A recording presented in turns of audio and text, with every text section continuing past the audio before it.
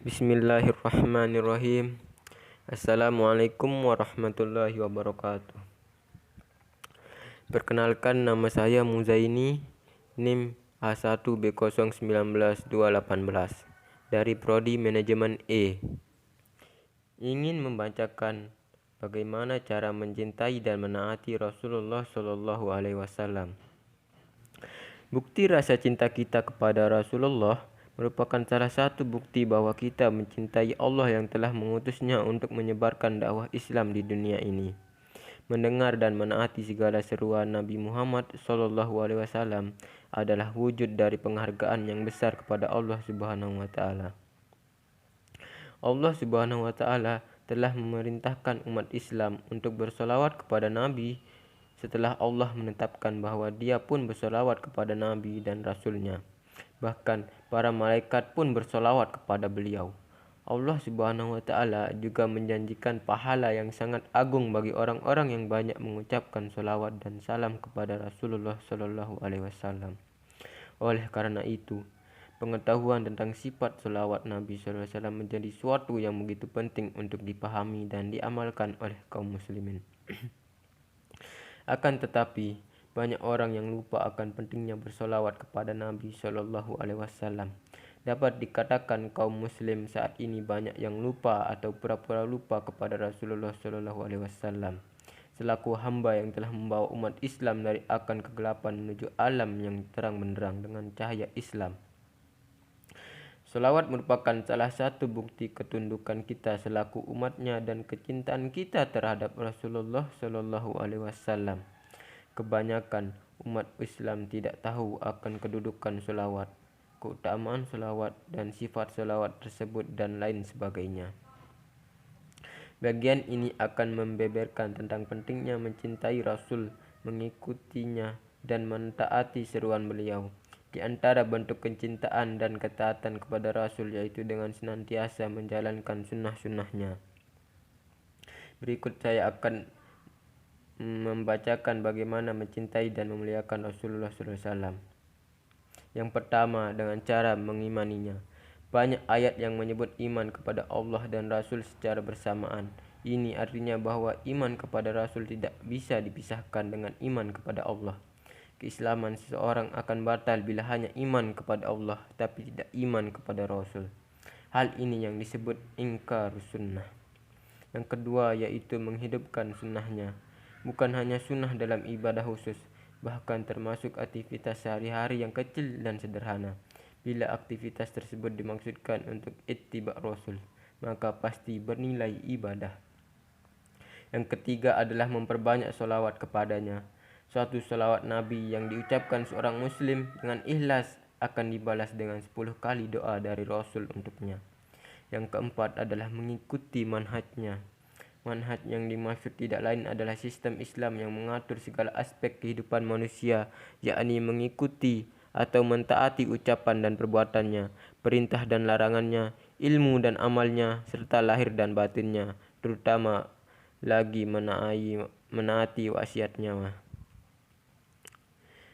Berikutnya adalah mengikuti dan menaati Rasulullah Shallallahu Alaihi Wasallam. Salah satu amal ibadah yang sangat penting yang diperintahkan Allah kepada orang-orang beriman dalam Al-Quran adalah menaati Rasul-Nya. Allah berfirman bahwa Dia telah mengirim para Rasul-Nya untuk ditaati, dan orang-orang beriman dalam setiap zaman telah diuji ketaatan mereka terhadap para Rasul tersebut.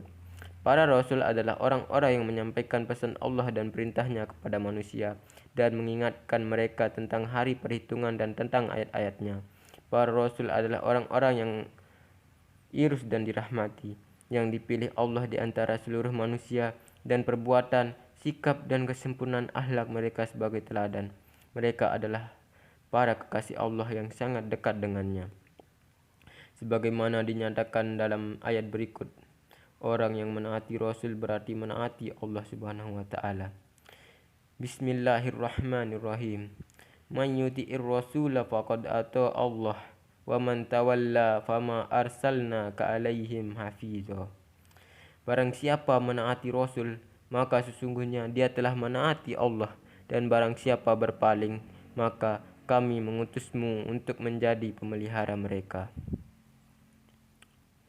Intisari dari semuanya adalah sebagai umat Islam, kita harus mencintai dan menaati Rasul sebagai bukti cinta kita terhadap Allah Subhanahu wa taala. Orang yang beriman haruslah menaati Rasul dengan sepenuh hati, tanpa ada perasaan ragu di dalam hati. Jika seorang merasa ragu-ragu terhadap apa yang dikatakan oleh Rasul dan menganggap pikirannya sendiri lebih benar daripada pikiran Rasul, maka sebenarnya ia bukanlah orang yang beriman. Kecintaan kita kepada Rasul dapat dilakukan dengan beberapa cara. Di antaranya yaitu mengimaninya, karena keislaman seorang akan batal jika ia hanya beriman kepada Allah tetapi tidak beriman kepada Rasulnya. Yang kedua adalah menghidupkan sunnahnya. Yang ketiga adalah memperbanyak sholawat kepadanya. Dan yang keempat adalah mengikuti manhajnya, yaitu sistem Islam yang mengatur segala aspek kehidupan manusia.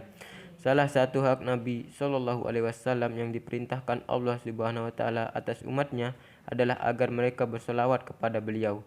Bahkan Allah Subhanahu Wa Taala dan para malaikatnya telah bersolawat kepada beliau.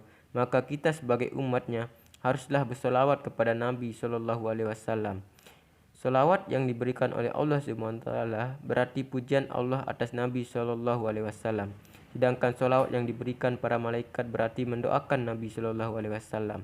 Dan solawat yang diberikan umat Nabi Shallallahu Alaihi Wasallam berarti permohonan ampun bagi beliau.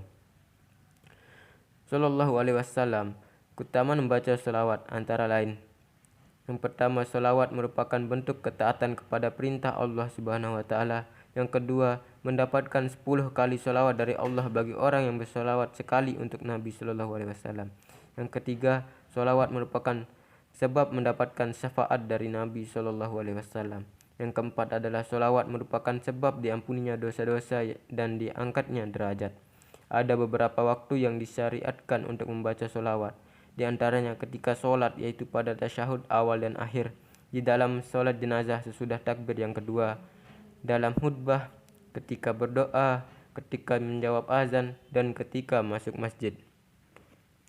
Mungkin hanya ini yang dapat saya sampaikan, kurang dan lebihnya mohon dimaafkan.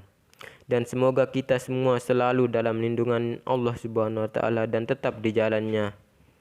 Wabillahi taufiq wal hidayah. Wassalamualaikum warahmatullahi wabarakatuh.